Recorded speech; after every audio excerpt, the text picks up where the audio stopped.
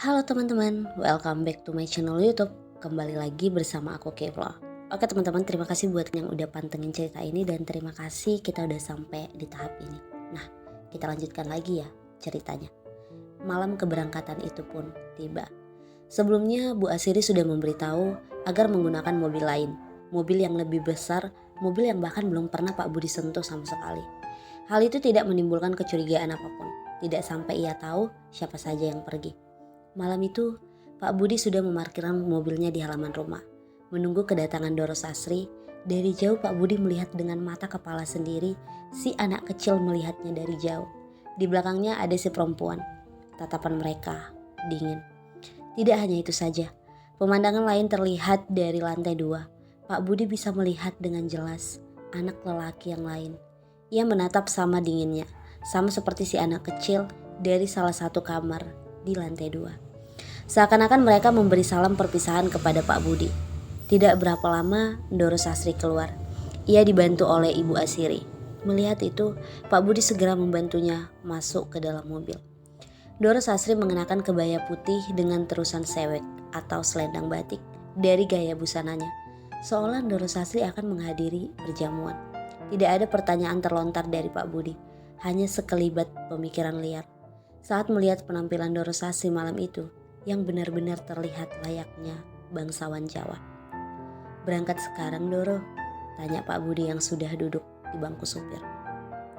Belum mendapat jawaban apapun, tiba-tiba pintu mobil terbuka dan Ibu Asiri melangkah masuk, lalu ikut duduk di samping Doro Sasri. Pak Budi terdiam sejenak sebelum Doro Sasri mengatakannya. "Ibu Asiri ikut nak." "Enggih," kata Pak Budi gaguk. Ini mengejutkan, baru pertama kali Pak Budi melihat Ibu Asiri keluar dari rumah ini sebagai abdi yang paling tua di rumah ini. Pak Budi belum pernah melihat wanita tua itu meninggalkan rumah ini. Bahkan untuk belanja pun ia tidak keluar rumah. Karena sejatinya Ibu Asiri lebih suka menyuruh abdi lain atau Pak Sasongko, tukang kebunnya, untuk menyelesaikan kewajibannya bila harus keluar rumah. Bila dipikir ulang, Ibu Asiri juga misterius, sama misteriusnya dengan pembatas dirinya dengan beliau yang tidak dapat menjalin hubungan sebagai sesama pengabdi di keluarga Cipto ini. Namun segera Pak Budi menepis pikiran itu. Mobil pun melaju setelah Doro Sasri menyuruh Pak Budi berangkat. Di tengah mobil yang melaju, Doro Sasri mengatakan, "Le, mampir di Le nang Yanu yo." "Nak, kita mampir sebentar ke tempat Yanu ya."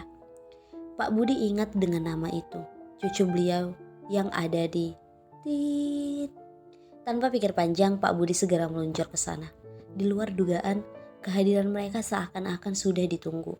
Terlihat di lorong tamu gedung itu, Yanu duduk bersama perempuan yang memberi petuah misterius itu agar meninggalkan pekerjaan ini. Sebelum tahu itu Jejek, yang sampai sekarang belum Pak Budi pahami.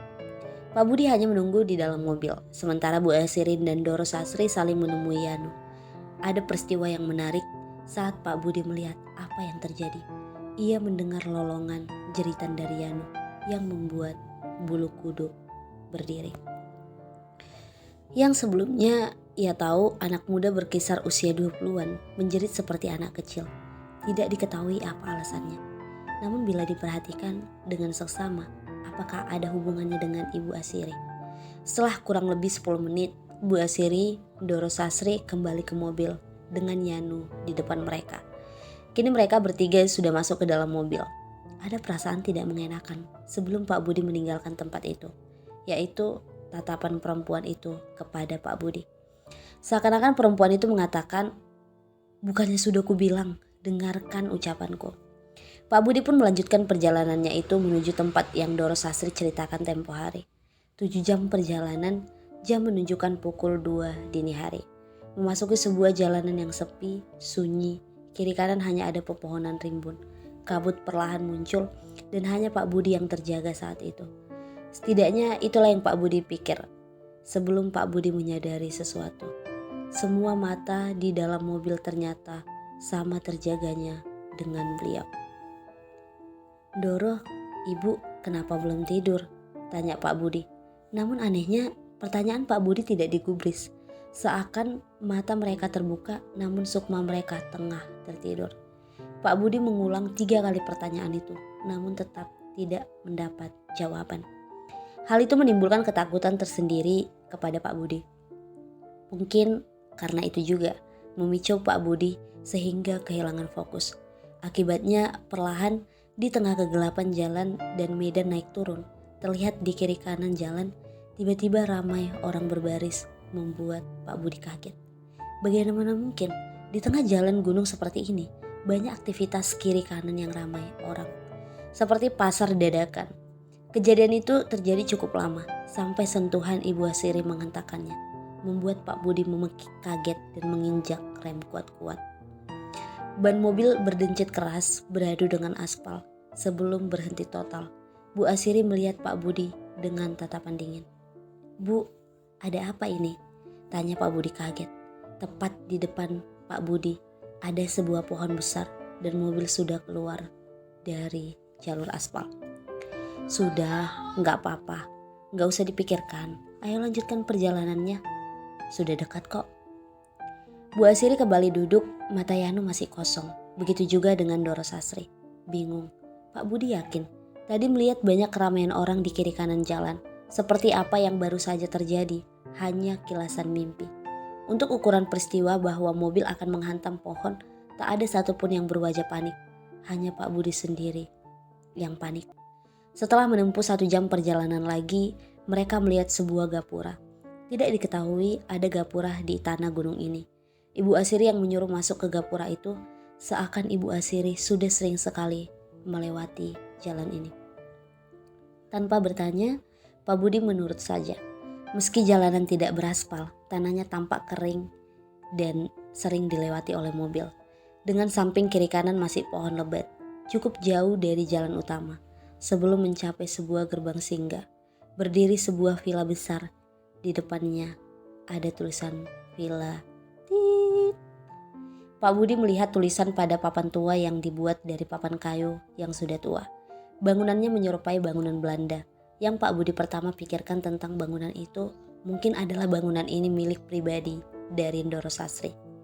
Yang menjadi masalah adalah di luar villa sudah ada mobil lain terparkir. Villanya bagus sekali, hanya pencahayaannya yang kurang di sana sini. Pak Budi memarkirkan mobilnya pelan. Dari luar ada lelaki yang membukakan pintu membantu Doro Sasri keluar. Lirikannya membuat Pak Budi merinding karena dari caranya melihat seperti bukan Doro Sasri yang Pak Budi kenal. Bukan hanya Doro Sasri, Yanu juga dibantu keluar. Mereka membawanya masuk ke villa. Sementara Ibu Asiri meminta Pak Budi menunggu di dalam mobil. Tidak lama kemudian Ibu Asiri masuk ke villa. Pak Budi berdiam sendirian melihat bahwa samping villa hanya ada pepohonan gelap. Pak Budi keluar dari mobil, ia duduk di atas kap mobil menyalakan sebatang rokok.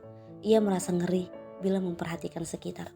Masih bingung siapa pemilik mobil lain di sini dan apa yang sebenarnya dilakukan majikannya di tempat seperti ini. Tidak lama beberapa terdengar suara orang memanggil.